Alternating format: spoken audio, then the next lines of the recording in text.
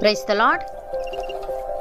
ఈరోజు దేవుని వాగ్దానము, నీ జనులైన ఇజ్రాయేలు సముద్రపు ఇసుక వలె ఉండినను దానిలో శేషమే తిరుగును.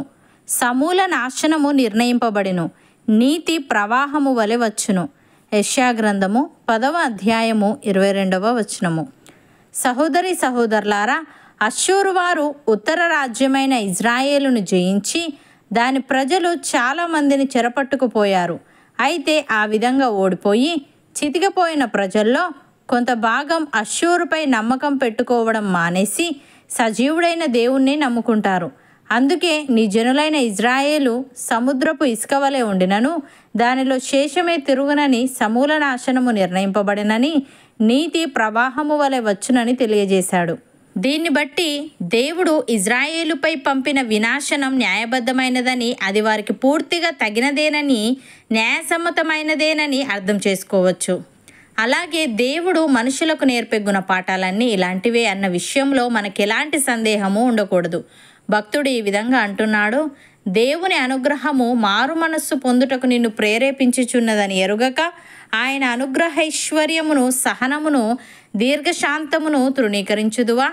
నీ కాఠిన్యమును, మార్పు పొందని నీ హృదయమును అనుసరించి ఉగ్రత దినమందు, అనగా దేవుని న్యాయమైన తీర్పు బయలుపరచబడు దినమందు నీకు నీవే ఉగ్రతను సమకూర్చుకొనుచున్నావు. ఆయన ప్రతివానికి వాని వాని క్రియల చొప్పున ప్రతిఫలమిచ్చును. సత్క్రియను ఓపికగా చేయిచు, మహిమను, ఘనతను, అక్షయతను వెతుకువారికి నిత్య జీవమునిచ్చును. అయితే భేదములు పుట్టించి సత్యమునకు లోబడక దుర్నీతికి లోబడు వారి మీదికి దేవుని ఉగ్రతయు రౌద్రమును వచ్చును అని. ప్రియులారా, దేవుడు అందరికీ జీవమును, ఊపిరిని, సమస్తమును దయచేయువాడు గనుక తనకు ఏదైనాను కొదవయున్నట్టు మనుష్యుల చేతులతో సేవింపబడువాడు కాడు. మరియు యావత్ భూమి మీద కాపురముండుటకు ఆయన ఒకరి నుండి ప్రతి జాతి మనుష్యులను సృష్టించి, వారు ఒకవేళ దేవునిని తడువులాడి కనుగొందురేమోయని తన్ను వెతుకు నిమిత్తము నిర్ణయ కాలమును, వారి నివాస స్థలము యొక్క పొలిమేరలను ఏర్పరచెను. ఆయన మనలో ఎవనికినీ దూరముగా ఉండువాడు కాడు. మనం ఆయన యందు బ్రతుకుచున్నాము, చలించుచున్నాము, ఉనికి కలిగి ఉన్నాము. అటువలే మనం ఆయన సంతానమని మీ కవీశ్వర్లలో కొందరును చెప్పుచున్నారు. కాబట్టి మనము దేవుని సంతానమై ఉండి మనుష్యుల చమత్కార కల్పనల వలన మర్చబడిన బంగారమునైనను, వెండినైనను, రాతినైనను దేవత్వము పోలి ఉన్నదని తలంపకూడదు. ఆ అజ్ఞాన కాలములను దేవుడు చూచి చూడనట్టుగా ఉండెను. ఇప్పుడైతే అంతటను అందరును మారుమనస్సు పొందవలనని మనుష్యులకు ఆజ్ఞాపించుచున్నాడు.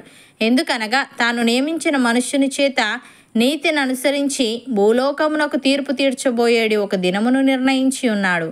మృతులలో నుండి ఆయనను లేపినందున దీన్ని నమ్ముటకు అందరికీ ఆధారము కలుగజేసి ఉన్నాడు. అపోస్తలుడైన పౌలు ఈ విధంగా అంటున్నాడు: ఓ మనుష్యుడా, దేవునికి ఎదురు చెప్పుటకు నీవెవడవు?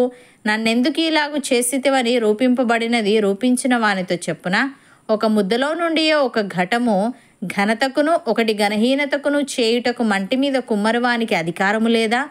అలాగు దేవుడు తన ఉగ్రతను అగుపరచుటకు, తన ప్రభావమును చూపుటకును ఇచ్చయించిన వాడై నాశనమునకు సిద్ధపడి ఉగ్రత పాత్రమైన ఘటములను ఆయన బహుదీర్ఘశాంతముతో సహించిననేమి? మరియు మహిమ పొందుటకు ఆయన ముందుగా సిద్ధపరిచిన కరుణాపాత్ర ఘటముల ఎడల, అనగా యూదులలో నుండి మాత్రము కాక అన్యజనములలో నుండి ఆయన పిలిచిన మన ఎడల తన మహిమైశ్వర్యము కనపరచవలనని ఉన్ననేమి? ఆ ప్రకారము నా ప్రజలు కాని వారికి నా ప్రజలనియు, ప్రియురాలు కాని దానికి ప్రియురాలనియు పేరు పెట్టుదును.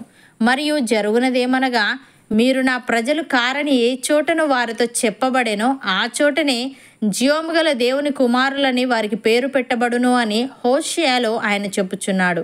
మరియు ప్రభువు తన మాట సమాప్తము చేసి క్లుప్తపరచి భూలోకమునందు దానిని నెరవేర్చును గనుక ఇజ్రాయేలు కుమారుల సంఖ్య సముద్రపు ఇసుక వలె ఉండినను శేషమే రక్షింపబడునని యెషయాయు ఇజ్రాయేలును గూర్చి బిగ్గరగా పలుకుచున్నాడు అని. సహోదరి సహోదరులారా, నీతిని వెంటాడని అన్యజనులు నీతిని, అనగా విశ్వాసమూలమైన నీతిని పొందిరి.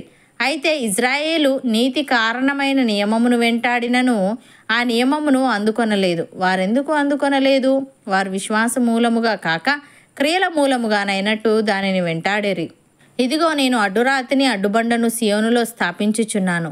ఆయన యందు విశ్వాసముంచి వాడు సిగ్గుపరచబడడు అని వ్రాయబడిన ప్రకారము వారు అడ్డురాయి తగిలి తొట్టుపడిరి. వారు దేవుని నీతి నెరుగక తమ స్వనీతిని స్థాపింపబూనుకొనుచు దేవుని నీతికి లోబడలేదు. విశ్వసించు ప్రతివానికి నీతి కలుగుటకై క్రీస్తు ధర్మశాస్త్రమునకు సమాప్తి అయి ఉన్నాడు.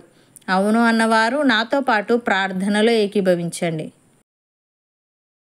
పరిశుద్ధుడా, ప్రేమగల తండ్రి, తప్పు చేసినప్పుడు నీ ప్రజలను సైతం నీవు శిక్షిస్తావని, నీ వైపు తిరిగితే కనికరిస్తావని, నీ తీర్పులు పూర్తిగా న్యాయబద్ధమైనవని, న్యాయసమ్మతమైనవని తెలియజేశావు. తండ్రి, నీకు స్తుతులు.